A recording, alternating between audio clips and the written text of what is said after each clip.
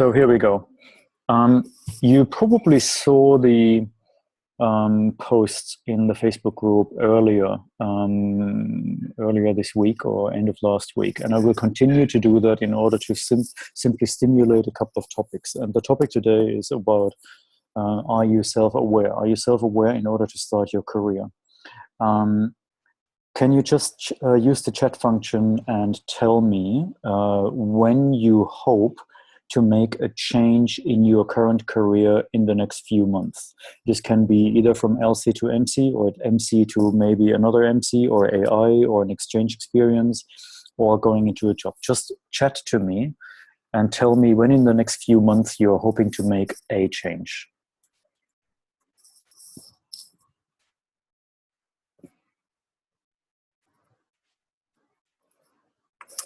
Victoria, hopefully in April. Yeah, and you don't have to tell what kind of change. That's fine. Petros, when are you hoping to make a change? And Andrea?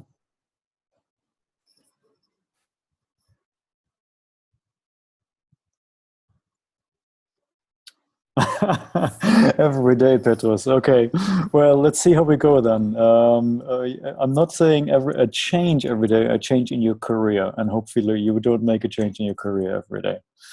Okay, so let's move on. Today we'll cover is where do I start my career, and the big problems of planning your career, and a proven 4-step system for you. And we will have the Q&A and discussion after half an hour. So if you have any questions, maybe you just take note and we will answer them in half an hour latest. The promise today is this is part 1 of our webinar series, and they will build upon each other. You will become more aware of what to consider in order to start your career successfully, and you will learn the first steps to take charge of your own destiny right from the beginning. I will share a little bit about myself in case you haven't been in the AI webinar last week. And the reason why I'm starting this Facebook group and the reason why I'm starting these webinars is that if I had been in a position like yourself and I had had a coach, everything would have turned out probably a little bit differently, or maybe significantly differently. So I am sharing experiences and know-how, and I will share with you a little bit where this all comes from. So the question I have for anyone considering a career, and I guess we all are, would you like to go from an inward-looking procrastination to an outward-looking transformation? Would you like to go from feeling anxiety and threat to feeling confidence and opportunity? Would you like to having no clear direction to go to a clear path? Would you like to go from having an uninspired career and basically being driven by life to having a fulfilling and diverse career and I design my life? Say yes if you want to go from the white zone to the gray zone, please, in the chat function. Okay, give me a little bit of feedback while I'm going, and if you feel like that I'm going too fast or too slow, you can tell me as well. Is that all right? Excellent. Thank you very much. Awesome. Good. So a little bit about my story, very briefly. I'm an ice hacker. I would like to think that I'm still a full-blooded ice hacker, because this is a copy from the ISAC alumni history, which is available on SlideShare, and the person here in blue on the picture on the bottom is Dudu Bassa. Or David Busser, as he is called by his maiden name, normal name. And why I have a picture of that is because meeting Dudu and participating in the ISEC Israel study tour in 1986 or 1987, one of these years, completely changed my life.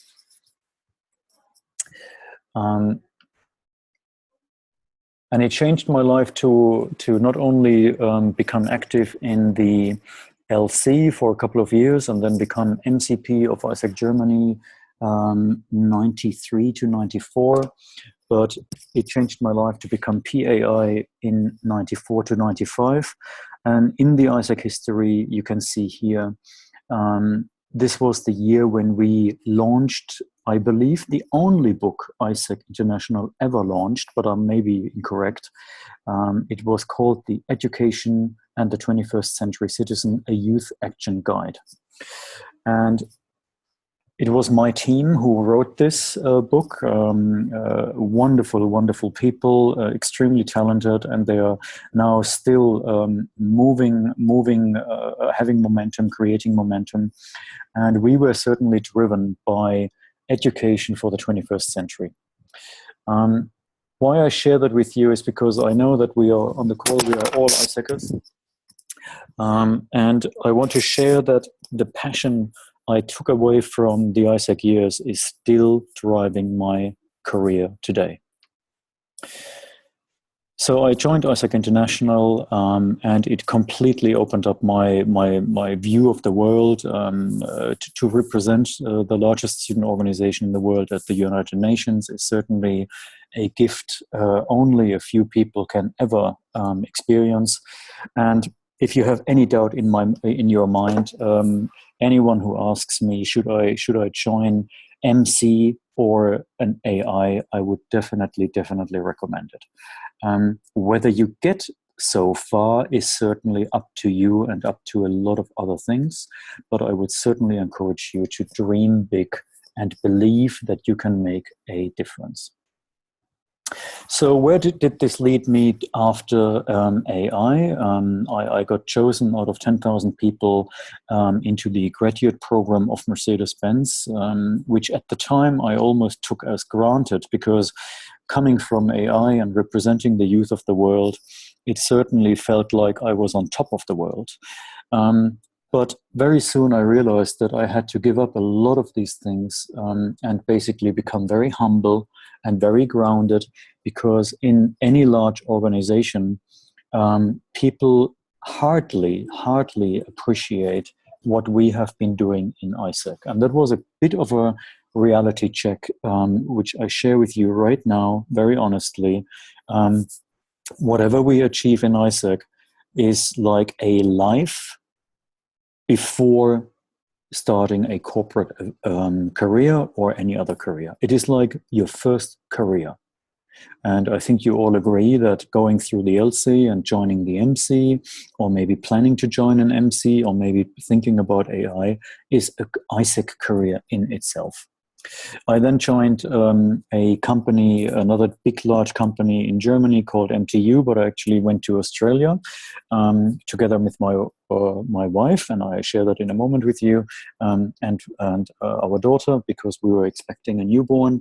And it was another defining moment in my career, because I gave up everything I had achieved in Mercedes-Benz in 6 to 7 years, where I climbed the hierarchy very fast. And I went to Australia and basically started from zero, because in the Australian job market, all of my experiences counted for nothing, absolutely for nothing. But to cut a long story short, in the next 10 years, after 10 years with MTU and moving around in Asia, I got headhunted by Rolls-Royce in 2012 and became the chief marketing officer for Rolls-Royce in the marine business, not the car business, and certainly felt like I had reached the pinnacle of my career, because what better could happen to be the chief marketing officer of a brand like Rolls-Royce, right? I mean, I think you would agree. If ISAC had any competition in the world, and in my opinion, it doesn't really have competition, and I will talk about that a little bit more. This was the second time I felt like I'm on top of the world. However, after 3.5 years, I left Rolls-Royce, but not without traveling the world. You can see here where I came along.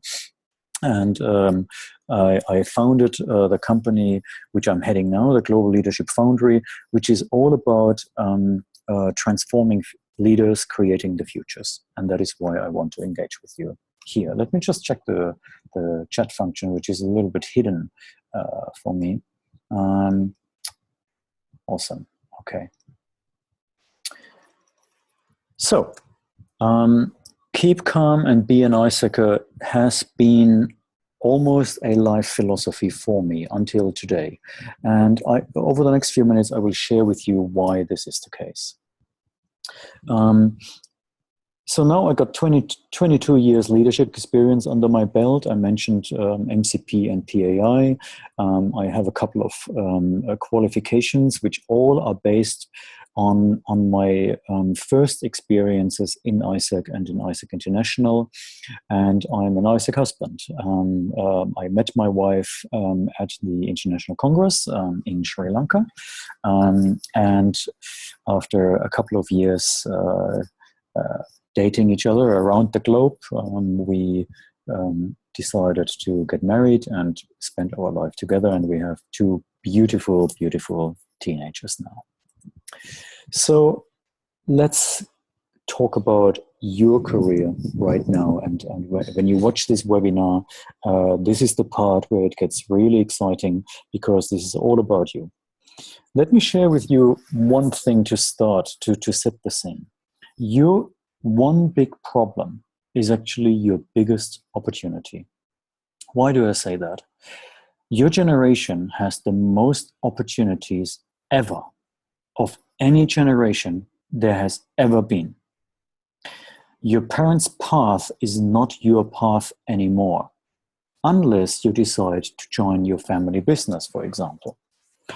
And you have so many options that it is so hard to choose for you. And there is no map, and that is why I put the map here on the side. And I will remove the chat function for the time being now. There is no map, okay? When I speak to my teenagers and they ask me what should I become in the future, any advice for us, Dad, I usually refuse to name any profession, and you would agree that our parents and our grandparents certainly would always like to think that you either become a doctor, a lawyer, an accountant, or you join a big company or something safe. This is not happening anymore, because it is my firm belief that 1/3 of the jobs my daughter may be entering in 4 or 5 years' time, when she is ready to enter the job market, are not even created today. And 1/3 of the jobs which are around today will disappear. And why is that so? Because we are in the 4th industrial revolution, and many, many jobs will simply disappear. So when you make decisions about your career, you need to consider where a lot of companies and the people you are dealing with are coming from. In the 1950s, jobs were basically like trains. A career choice was a once-in-a-lifetime event. Career paths were stable and predictable. The career trip was usually permanent. And if you really want to read up a little bit about it, the best book is Job Shift by William Bridges. In the 70s, jobs were like riding a bus. Career choice became a series of events. The career path started to change. It became okay to transfer careers. And a career became like riding on a bus that allowed transfers. Today, a career is like driving an all-terrain vehicle. Making a career choice is now and an ongoing process. And this is something where probably you find yourself in this situation, that your mind is constantly, Musa, hi, how are you? Would you mind to mute yourself? Then we can all listen, and at the end of the presentation, feel free to ask any questions. Thanks, mate. I will just take all the participants out here.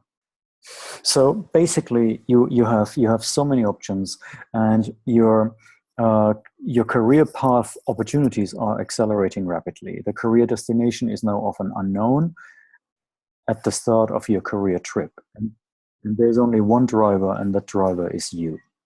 Would you agree? Would you agree that you actually have so many ideas and so many opportunities in your head that it might even be difficult sometimes to talk to your parents, or maybe to your relatives, because they might say, coming from the old mindset, well, why don't you just choose one path and you become an expert in that? What I'm saying today is that you are most likely not doing that. And you are well advised not to do it. Let's find out why. So we are living in the age of the Industrial Revolution, and this word cloud here certainly will sound familiar to you.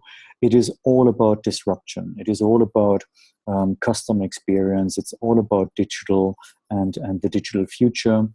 Leadership very much is defined nowadays by your agility. And there are 5 elements to agility, and I will talk about them in a different webinar.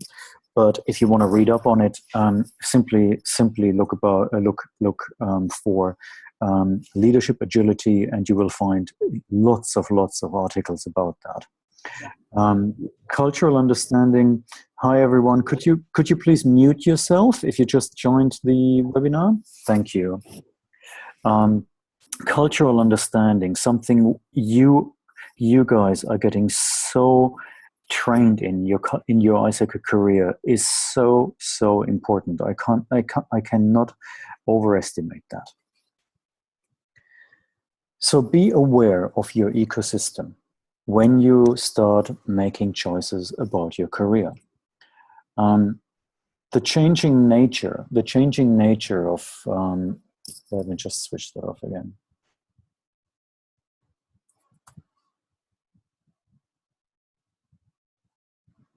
There you go.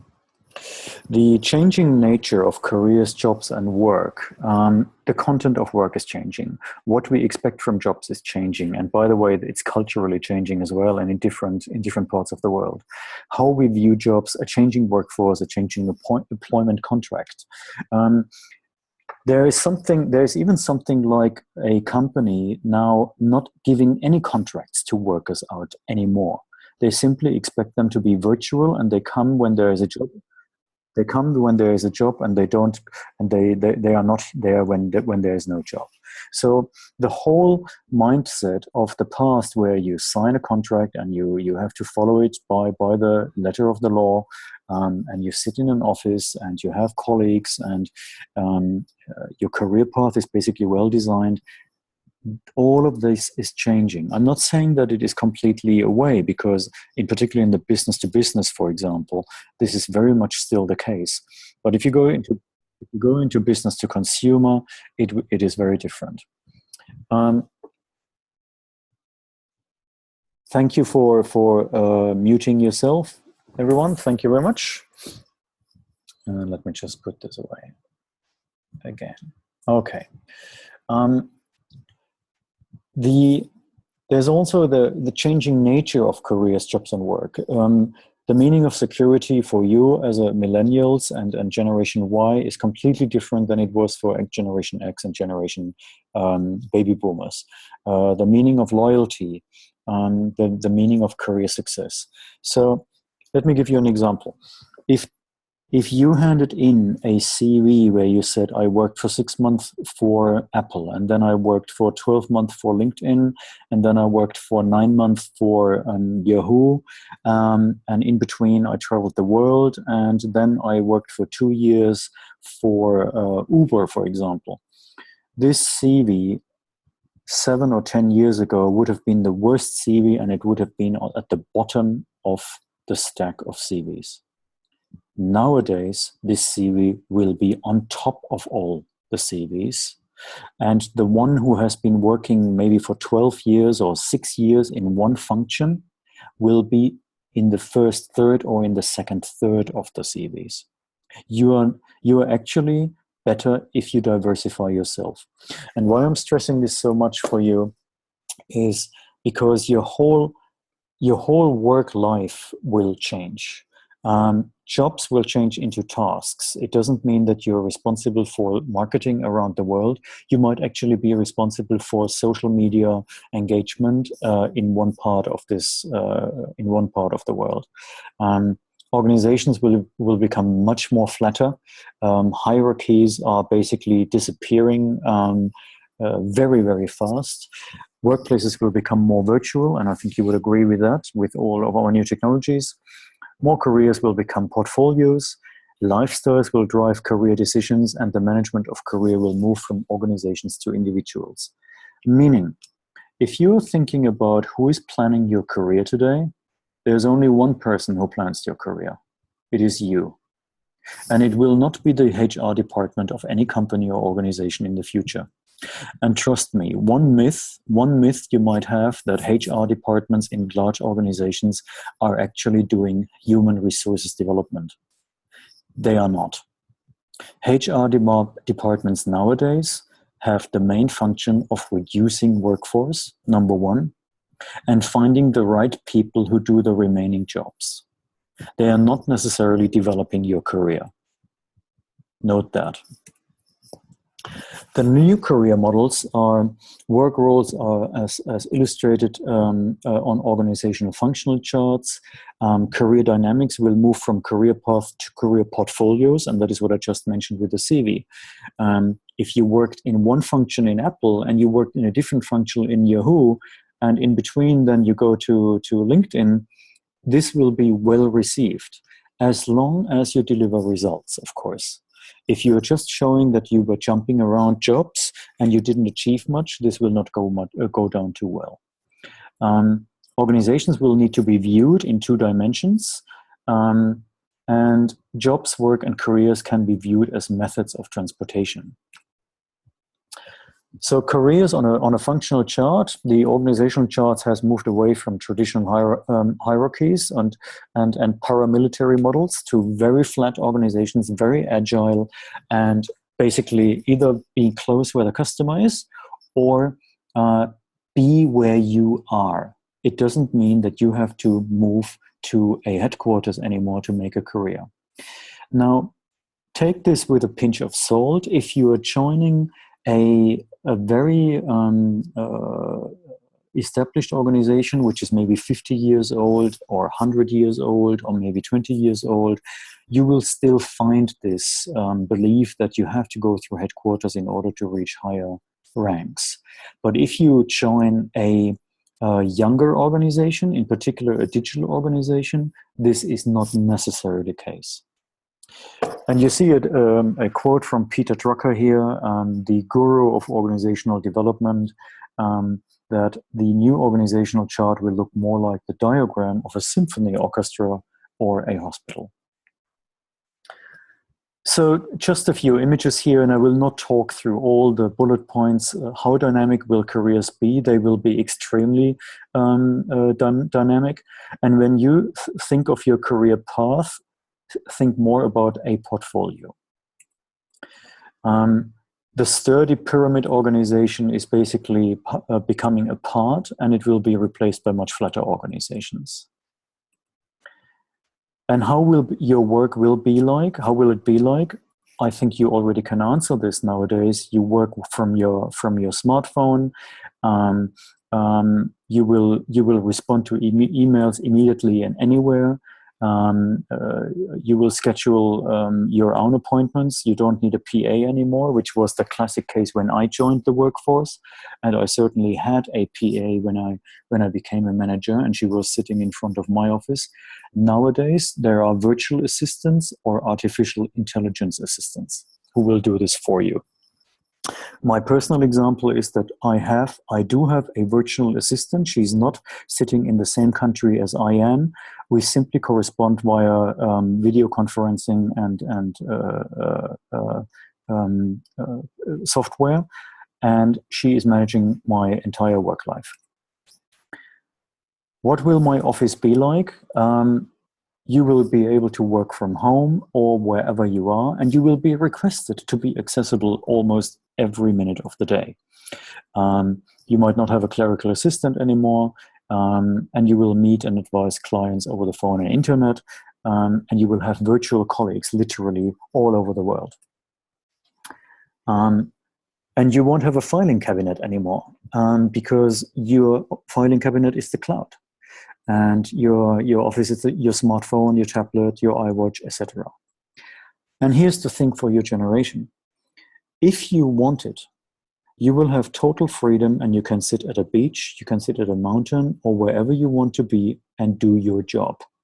And this is something which literally freaks out the generation of baby boomers, unless they have modernized, of course, because this is completely against the way of their mindset it used to be, okay?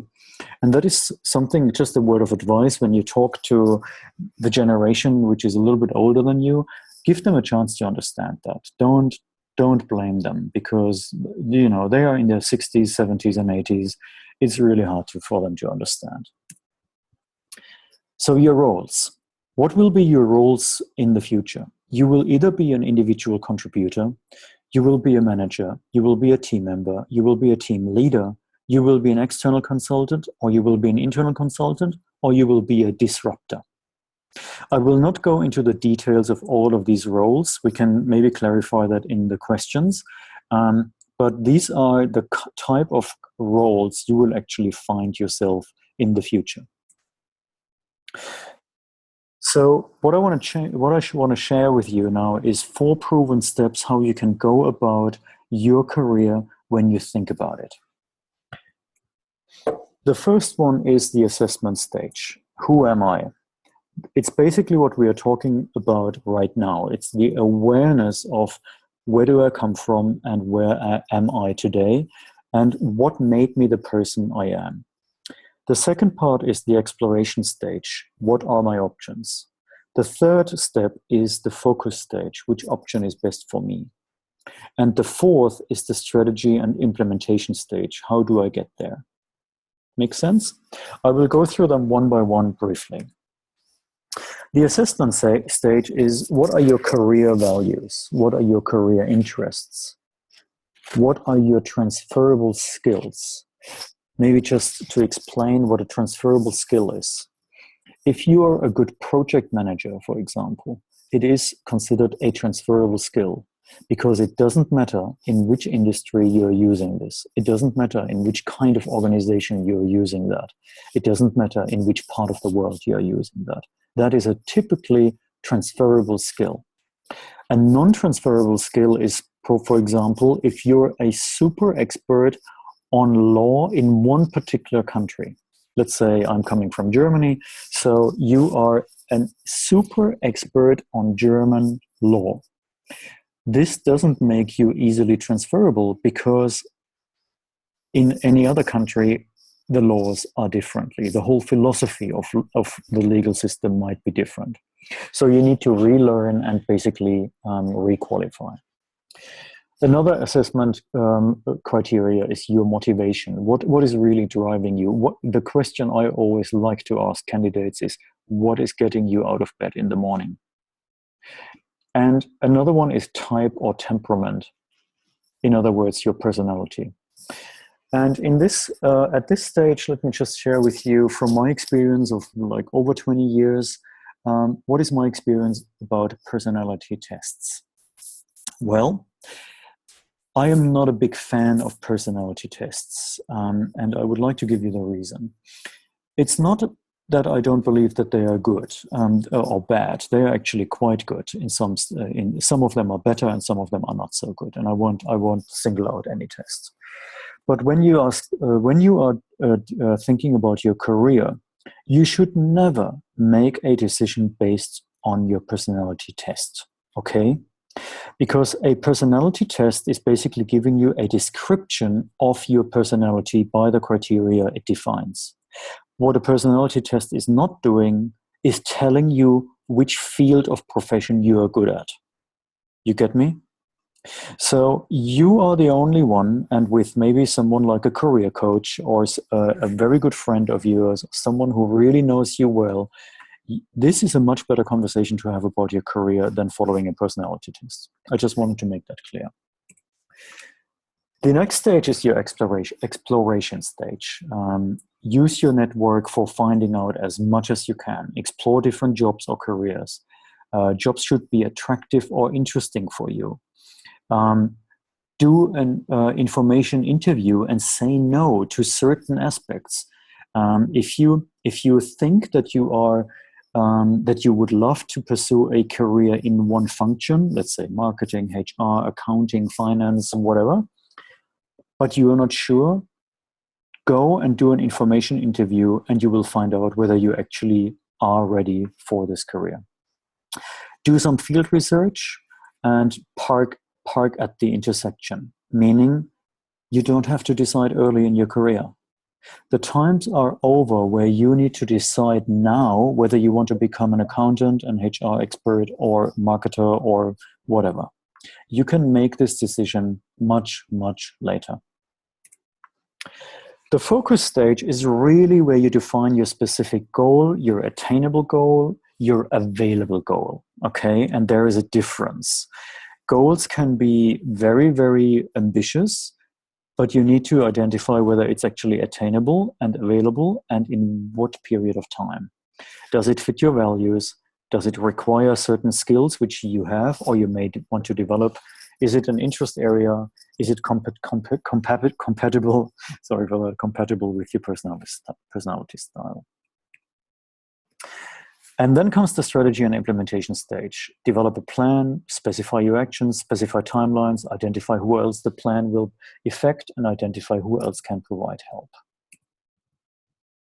So the takeaway from today is really, what is my specific goal? Why is the right goal? Why is this the right goal for me? You need to think about how I will get to the goal. Then when will each step occur? Who else should be involved? And what will I do next? And as the longer we will work together and we will communicate with each other, you will always find me that the last question I ask at every session is, what will you do next?